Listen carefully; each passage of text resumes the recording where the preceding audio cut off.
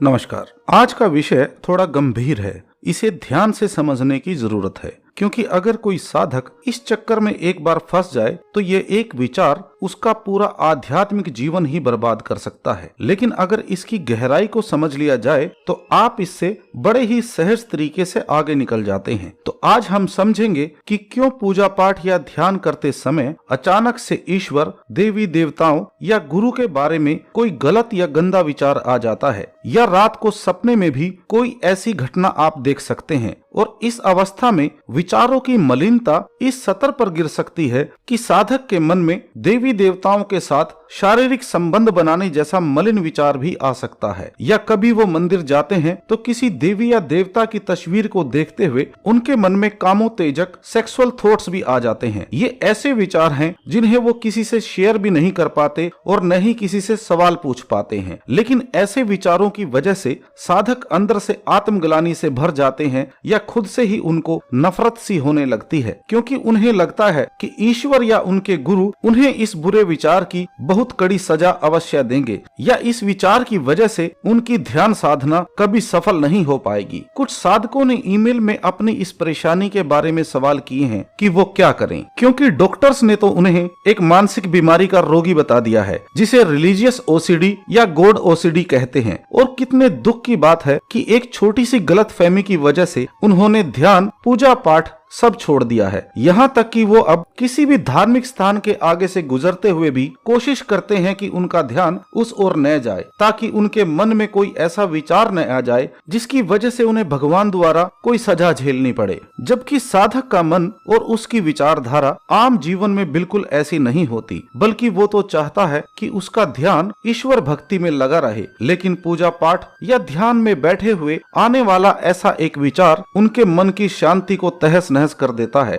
और वो समझ नहीं पाते कि आखिर क्यों उनके मन में ऐसा बुरा विचार आया। जिस एक विचार की वजह से साधक इतनी पीड़ा और दुख महसूस करता है, तो इस दुविधा से हमेशा के लिए बाहर निकलने के लिए आपको पहले इसके पीछे के कारण को समझना होगा। अब इसे ध्यान से समझिए, और मेरी बात अगर किसी को बुरी लगे तो मैं माफी चाहता हूँ। लेकिन इंसान और जानवर में सिर्फ विवेक तत्व का फर्क है, अन्यथा जानवर काम, उत्तेजना, सेक्सुअल डिजायर्स के अधीन रहता है और इंसान भी काम के अधीन रहता है। जानवर अपने बच्चों से प्रेम करता है, इंसान भी अपने बच्चों से प्रेम करता है। जानवर मौत से डरता है, इंसान भी मौत से डरता है। लेकिन जानवर सिर्फ जिस योनि में पैदा हुआ है, सिर्फ उसी योनि के अनुसार जीवन जीता है और मृत्यु को पाता है। जबकि इंसान जन्म में हम विवेक से अच्छे और बुरे विचार का फर्क कर सकते हैं। लेकिन इंसान जन्म में भी हमारे मन में आने वाले कुछ विचारों पर हमारा कोई नियंत्रण नहीं होता, क्योंकि ऐसे विचार हमारे पिछले जन्मों के संस्कार या विचार हैं, जो हमारे अवचेतन मन में दबे हुए होते हैं। तो आपके मन में पूजा पाठ ध्यान के समय कितना भी गंदे से गंदा विचार क्यों न आ जाए, आपको उस विचार की वजह से डरना नहीं है, न ही उसके लिए सजा के बारे में विचार करना है, क्योंकि इसके पीछे कर्म सिद्धांत का नियम है। आपके मन में आने वाले किसी भी विचार से आपका कोई कर्म नहीं बनता। लेकिन अगर हम लगातार उसी गंदे बुरे विचार पर चिंतन करते रहे तो वह विचार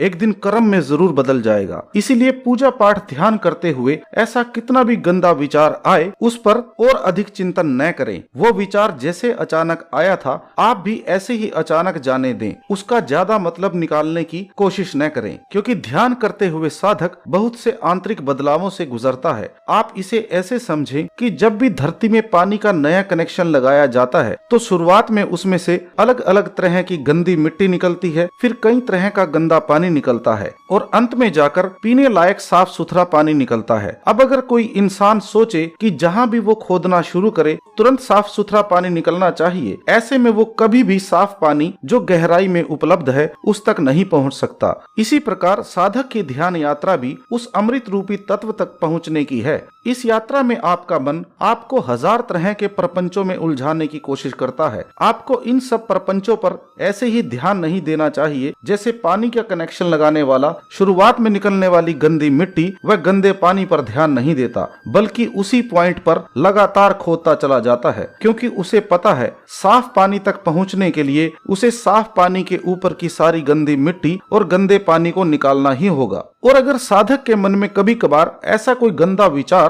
ईश्वर व गुरु के प्रति आ भी जाए तो आप तुरंत विवेक शक्ति से उसकी परख कर पा रहे हैं कि क्या गलत है और क्या सही है। अन्यथा जानवर ही नहीं, इंसान जन्म में भी कुछ लोग भगवान को गालियां देते हैं, भला बुरा कहते हैं, लेकिन उनके मन को इससे कोई चोट नहीं लगती, बल्कि उन्हें ईश्वर का भी कोई डर नहीं है। और जहाँ तक किसी साधक के मन में आने वाले ऐसे विचार से गुरु या ईश्वर के नाराज होने की बात है, तो ईश्वर ने तो हमें उसी दिन माफ कर दिया था जिस दिन हमारे मन में पहली बार उस परमपिता परमात्मा की भक्ति का विचार आया था। क्योंकि उसकी दया मेहर के बगैर तो कोई भी इंसान आध्यात्म के मार्ग पर एक कदम भी नहीं चल सकता, क्योंकि दिमाग से कभी भी ईश्वर को नहीं पाया जा सकता, न ही दिमाग से गुरु से प्रेम हो सकता है, न ही दिमाग से मन के सभी विकारों से मुक्ति हो सकती है। इंसान खुद दिमाग की शक्ति से मन पर कुछ हद तक काबू पा सकता है, लेकिन सिर्फ और सिर्फ नाद, शब्द, धुन व दिव्य प्रकाश में वो शक्ति है जिससे मन के सभी विकारों पर संपूर्ण काबू पाया जा सकता है, जिससे अवचेतन मन में दबे हुए पुराने जन्मों के सभी विचार संस्कार खत्म होते चले जाते हैं और आपका मन निर्मल होता जाता है। जैसे जैसे मन निर्मल होता है, फिर साधक सिर्फ और सिर्फ ईश्वर के प्रेम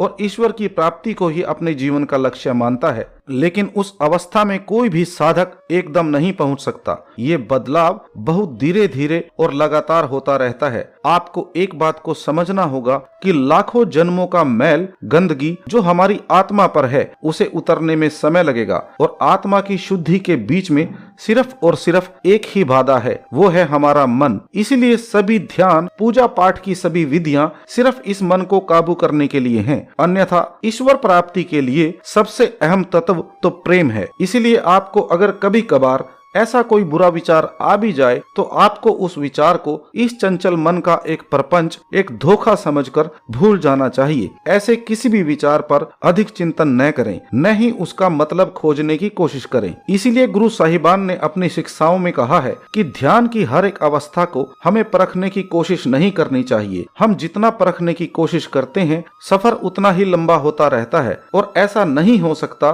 कि मन की चंचलता की वजह से अगर कोई बुरा विचार आ गया हो तो ईश्वर आपको सिर्फ उस विचार के लिए सजा देंगे। इसीलिए मन को काबू करने के लिए मंत्र जप और सिमरन को ध्यान साधना में इतना जरूरी बताया गया है, क्योंकि जैसे जैसे मन को सिमरन में रस आने लगता है, तो जब आप दुनियावी काम भी कर रहे होते हैं, उस वक्त भी आपका मन अजपा जाप में लगे हुए अंदर ही अंदर सिमरन कर रहा होता है। और जब मन को सिमरन में रस आने लगे तो ऐसा कोई विचार आपके मन में आ ही नहीं सकता। तो जब तक साधक के मन की अवस्था ऐसी नहीं होती, तब तक आप पूरे प्रेम व विश्वास के साथ हर रोज ध्यान करते रहें और ऐसे किसी भी विचार को खुद पर हावी न होने दें जो आपको ध्यान साधना से रोके। आशा करता हूँ ध्यान साधना में विघ्न डालने वाले चंचल मन के इस प्रपंच के बारे में आपके सवालों के जवाब